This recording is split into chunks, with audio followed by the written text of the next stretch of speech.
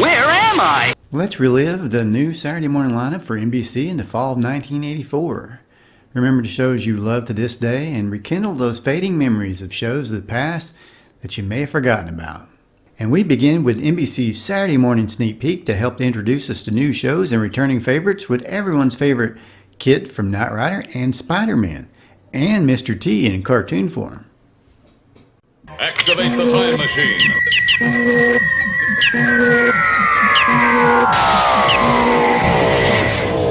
I have decided, since all of you shows are funny, I, Gargamore Odette, are going to pull the plug on you and NBC. In the 1984 fall NBC Saturday morning sneak peek, the setup is that the evil Gargamore tries to stop the special using his henchmen James Avery and Bill Saluga, both played on Going Bananas. Gargamore wants to do this because the new Saturday morning lineup is funny, and he's definitely allergic to laughter.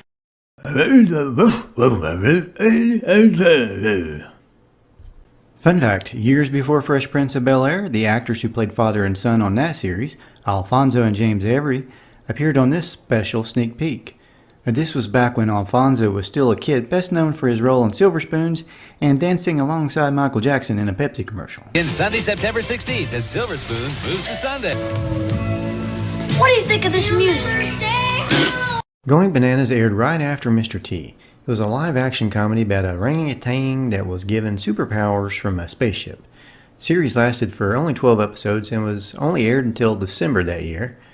Then they slid Spider-Man over to the Going Bananas time slot, and old episodes of the Hulk cartoon was brought back to finish the season. A few years before he played a judge on Fresh Prince of Bel-Air, James Avery, aka Uncle Phil, was a comedic crook in this series. One of the things Avery was known for as well was as a voice actor for several cartoons, including the voice of War Machine on the 90s Spider-Man and the Iron Man animated series. He also voiced Shredder on the 80s Teenage Mutant Ninja Turtles, and he worked on the animated Rambo show and Hulk Hogan's Rockin' Wrestling as the voice of Junkyard Dog.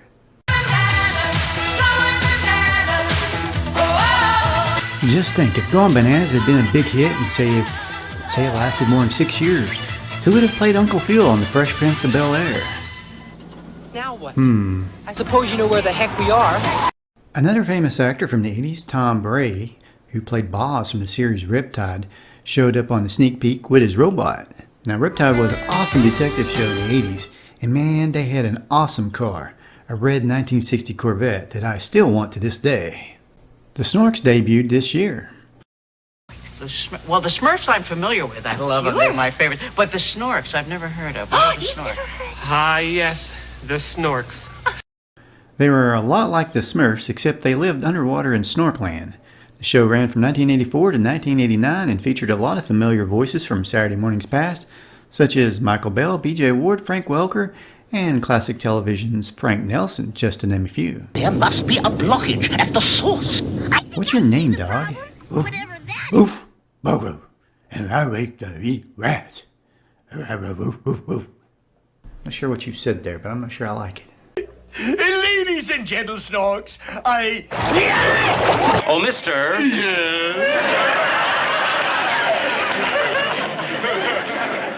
Pardon me, are you the floor walker here? Well, what do you think I am with this carnation? Afloat in the Rose Parade? with this kelp suit on, I'm walking fish bait. With the jewelry you wear around. We've rescued all the stars except for the Smurfs, the Snorks, and the Pink Panther and Sons. Pink Panther and Sons? Yeah, these are his two crazy kids, Pinky and Panky. The second cartoon show of the morning was Pink Panther and Sons, which was new to the lineup. It was based on the long-established character Pink Panther, who had been around since 1963. The creative producer of the series was Friz Freleng. The Sons were Pinky, voiced by Billy Bowles, and his younger cartoon brother, Pinky, voiced by B.J. Ward. I love the Pink Panther to this day, but during this series I was probably watching the Super Friends Legendary Superpower show on ABC. Only 13 episodes were made. The Pink Panther himself didn't appear very much in the show, which would have been the main reason I would have watched the show. But I do have to wonder, whatever happened to those two kids? Did they ever grow up, or are they still kids somewhere? Of course, you know cartoon characters have a tendency to never age, so they may still be kids. I seen this in a cartoon once. Boy, I love laughing at cartoons, don't you, Hank? Not particularly, Hubert. I hate anything that's funny. We're laugh busters, remember? Quick, Kai, here it comes. Boy, I wish Pinky could see this. Did you see that? How do you do that, Hank? Huh? How? No time for idle chit-chat, Hubert. Come on. Break out the pink lemonade, guys. The Panthers are on their way home. And doesn't drive? Needs a ride to the outskirts of town. Hey, wait a minute. I think I know who to call. Wait a minute. What about the Smurfs? Ah, yes, here it is. Gargamore, C. Giggle-itis, the fear of laughter. What a horrendous malady. The Smurfs were starting their 4th season this year. The series lasted 9 years altogether, and it was said that the show had ratings at one point as high as primetime Dallas. In their world, everything was Smurfy, or Smurf this, or Smurf that. The poor guys only had one girl in their whole village, though, Smurfette. The Smurfs lasted for a whole hour and a half. Then one of my favorites aired. Robots, let's put out an all-points bulletin for Alvin and the boys, okay? Alvin and the Chipmunks, who were back for their 2nd season. Their show lasted all the way until 1990. My favorite part of the show was the music segments. I still love to hear Chipmunk songs. The first ever Chipmunk cartoon was 1961. In the 80s, Ross Bagdasarian Jr. was the voice of Alvin, Simon, and Dave. Janice Carmen was the voice of Theodore. Ross's father created the Chipmunks in the late 50s for his song, Witch Doctor. Of course, everybody remembers the Chipmunk song, Christmas Don't Be Late, which, according to Wiki, has sold 5 million physical copies. The Chipmunks even have a star in the Hollywood Walk of Fame.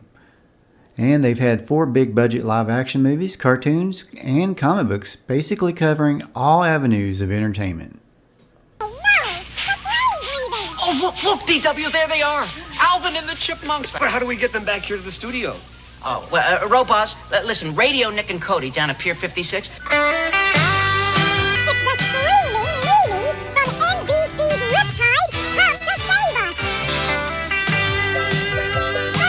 Here we are. Here's a fun fact for you. Did you know that the very first regular episode of Alvin and the Chipmunks in 1983 guest starred Mr. T? Now here's the plan. Go down, kid. Evade. Stop it, Carla. Evade. Oh, yeah, Kid. Who's Kid Video? They're a hot young rock band in a very special situation. You see, one day they found themselves transported into a world of musical fantasy called The Flip Side. Up next on the schedule was Kid Video, starring Robbie Rist, aka Cousin Oliver from the Brady Bunch. Coincidentally, he guest starred in an episode of Knight Rider in '85 titled Sky Night, and Kid, of course, was a guest star of our Laugh Buster sneak peek as well.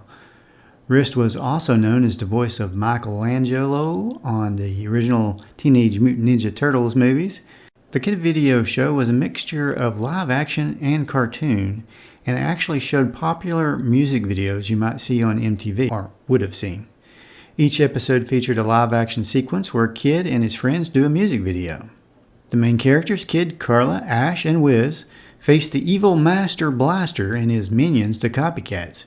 It was a totally 80s kind of show that featured 80s songs, skateboards, breakdancing, and video games. The show had 2 seasons of new episodes for a total of 26 episodes. Personally, I didn't actually see much of the show that I can remember anyway. I think I was probably watching Dungeons and Dragons on CBS about that same time. Mr. T, just wait and see. I hope you received my little invitation. After Kid Video, Mr. T was up in his 2nd cartoon season. The series featured Mr. T in animated form along with live-action Mr. T at the beginning and end of each episode. On that show, Mr. T was a gymnastics coach of a team that traveled the world and solved mysteries along the way. Not as exciting as an episode of the A-Team, but the show did run for 3 seasons and 30 episodes. Mr. T unfortunately did not make a live appearance on the sneak peek, unless you count his arm, which was likely just a stand-in for T. Hold it! No, you hold it, pal. See ya.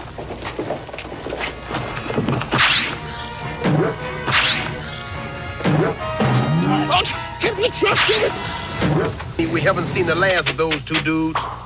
Come on, team.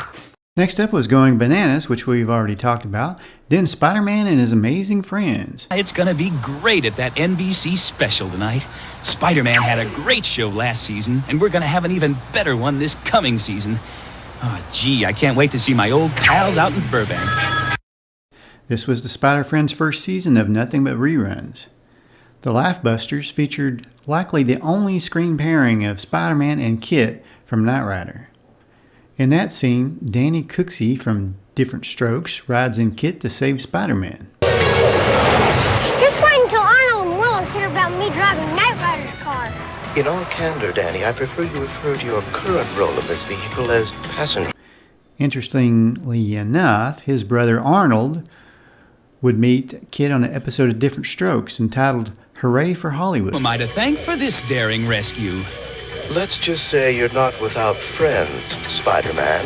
K.I.T., full turbo if you please. I've recently done a whole video on Spider-Man and His Amazing Friends that is filled with fun memories and fun facts, and even some goose.